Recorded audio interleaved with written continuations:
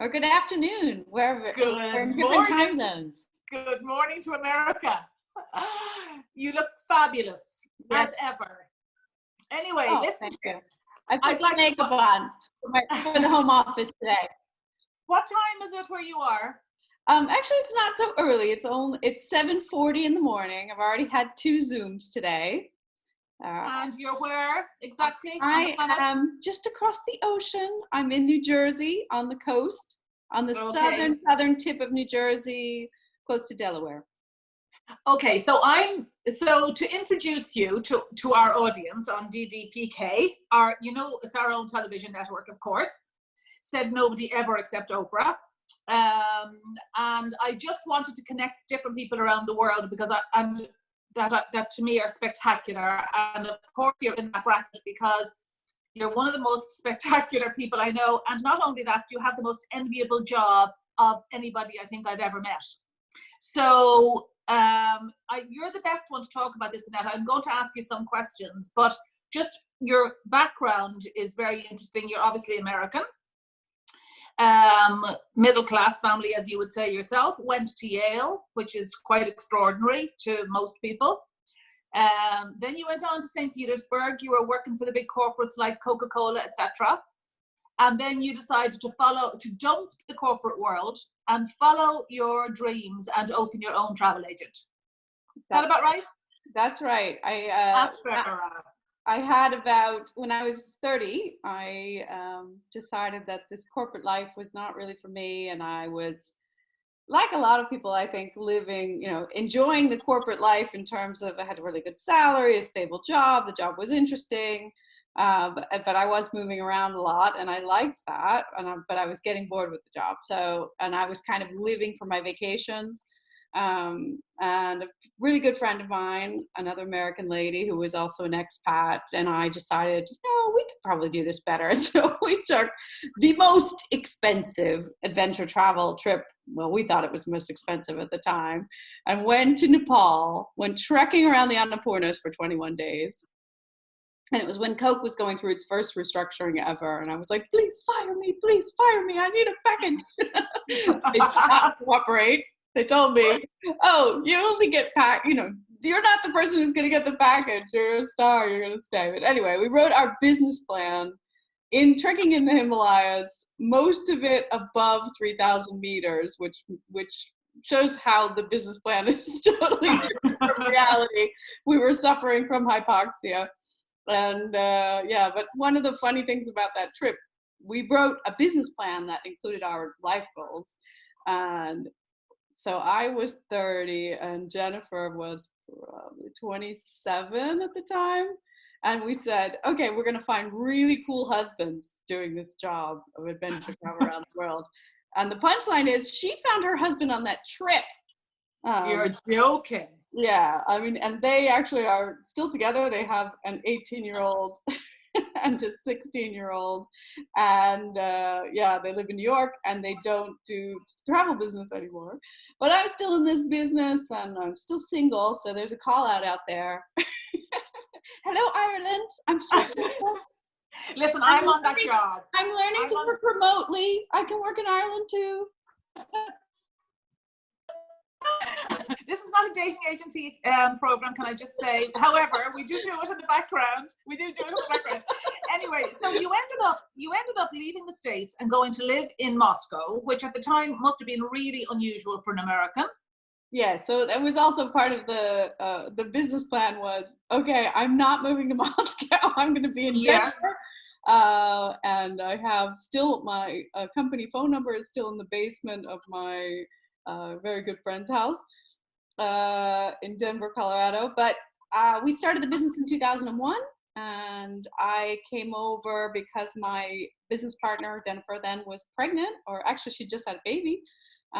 So we had divided the business up into, she was doing operations and I was supposed to do the sales and marketing from Denver. But because she had an infant, I said, okay, I'll come to Russia and check out all the adventure destinations and do the outfitting. So I had the fantastic 6 months of my life where I did nothing but trekking in the Altai Mountains and sailing around Lake Baikal and seeing the bears and the volcanoes in Kamchatka. And we also did at the same time, I went riding horses across Mongolia. So 6 months of being on vacation, basically, and checking out all the outfitters we wanted to work with. Okay, and you set up then in Moscow. Yeah, so the end of that 6 months, I was on the Amur River tracking Amur tigers, and September 11th happened. So that was, oh, well, nobody's going to travel from the US to Russia and Nepal and nothing right now. So I ended up staying in Moscow because of that. We had bought into a small team building company that our Russian partner, Sergey, whom you know, had just started. And I said, you know, I know about team building from Coca Cola. Let me try to run that, and we'll get that going, and we'll figure out what to do with the travel company. So that's how I ended up in Moscow. And that was, you know, a big adventure. And the funny thing about that was that we decided, oh, we have all these trips ready. Let's try to sell them to the expats. And this was 2001. There were a lot of expats in Russia then. And we made an ad in the Moscow Times, which is the only English language newspaper in Moscow. And we've made an ad for Kamchatka, which is the far east of Russia, where you have lots of active volcanoes and bears. And 90% of the people that responded to the ad, and it was a good response, were Russian. I thought, what the heck? Why does a Russian want to go with an American agency in their own country?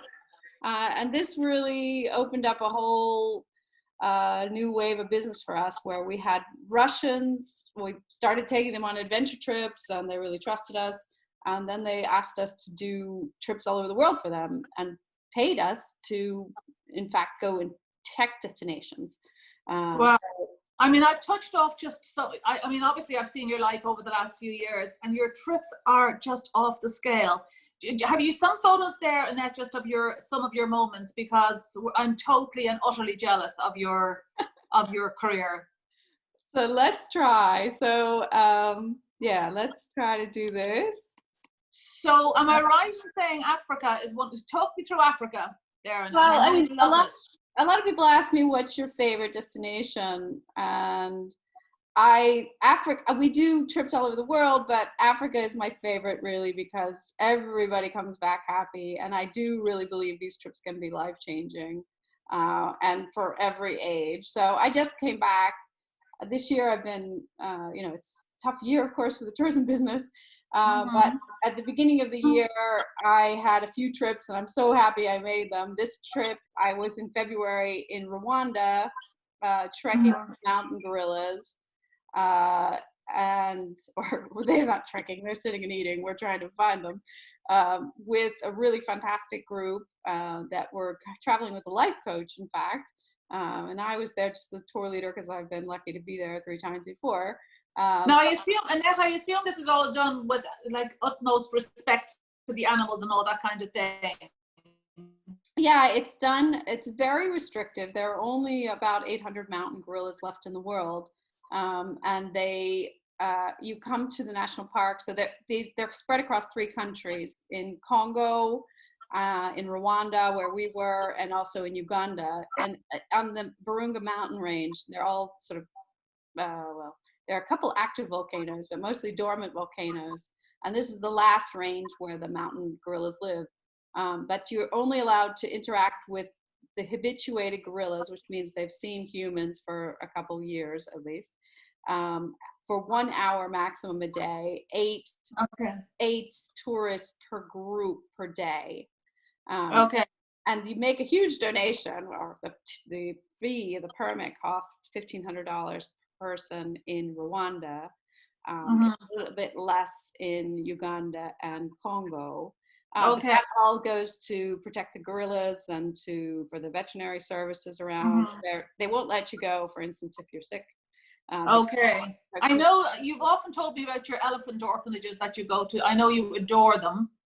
Yeah, let's see if I can find you an elephant photo here. Isn't there some gorgeous guy that runs a sanctuary for elephants out there? I think you've talked to me about him before. Well, there's a few I don't know how this is going, but so this is actually not in Africa. This is a sanctuary for former working elephants in Laos. So they've rescued elephants that were working either in the tourist trade, being ridden, or I'm still looking at your baby gorilla there now on my screen. Oh, okay, let me resume. We're breaking all technological barriers. Oh yeah, there you go now. Okay, so yeah, this is a mom elephant who was working in Laos pulling lumber. So that's how the working elephants were working there. And then you find these elephants in the trade in Thailand. The elephants were not, especially Asian elephants, they're not designed to carry humans around. So if people want to interact with the elephants, this is a ethical way to do it. These elephants have been in captivity their whole lives, and now they just do what elephants normally do. They go out and walk in the forest and forage, and you walk with them. They let you feed them a little bit, which is fun. And they are used to being around. My envy photograph. You want to see your favorite now? My favorite photograph of you, yeah. The one that is on my bucket list when I'm eventually. You know, the one with your giraffe? Yeah, it's coming.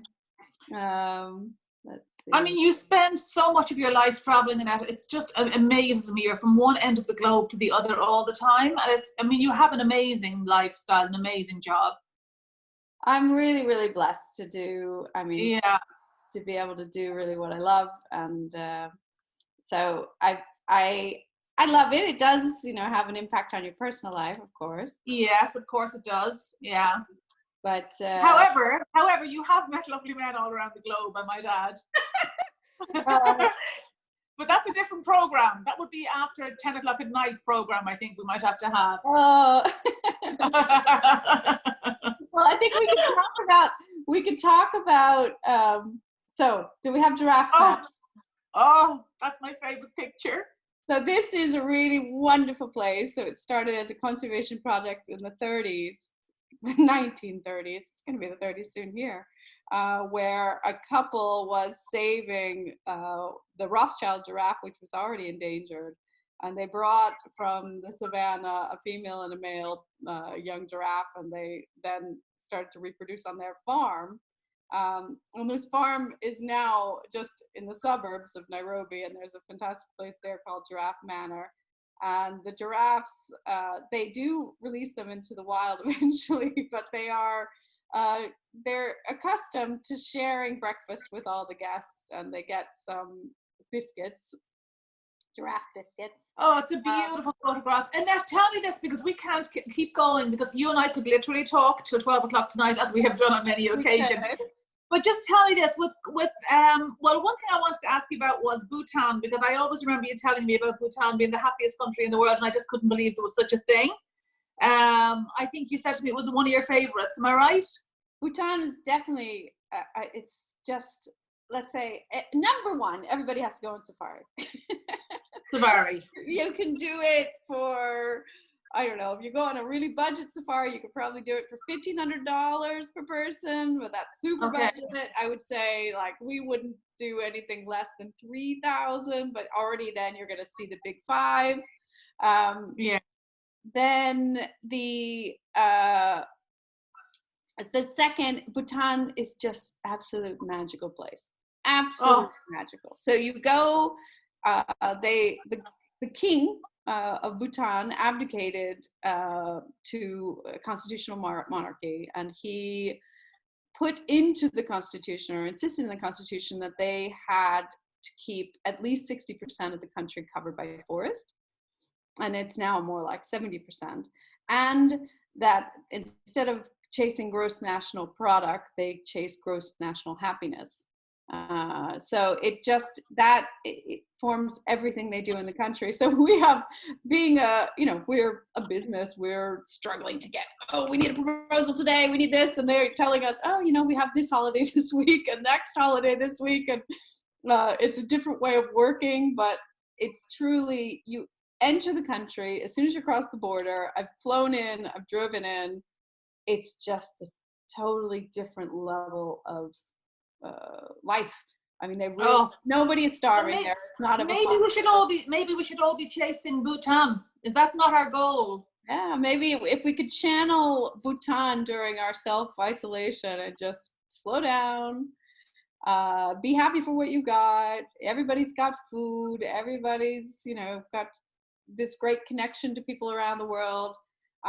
Really, it's a magical place to find yourself again. Yeah, so if we could bring. Okay, and Annette, tell me this: are you going to make any changes post-virus, or what's in your life, or are you happy with what do you think? Well, it's every time I've been, let's say, separated from my team in Moscow. I had an 8-month period where I went through cancer treatment, and I stayed with my sister's family during that time in Philadelphia. And again, this feels not like going through cancer at all. It's much more enjoyable than that. But you learn, first of all, that your team can operate without you. And this time they're really telling me, we can work at home. You don't need to go to the office every day.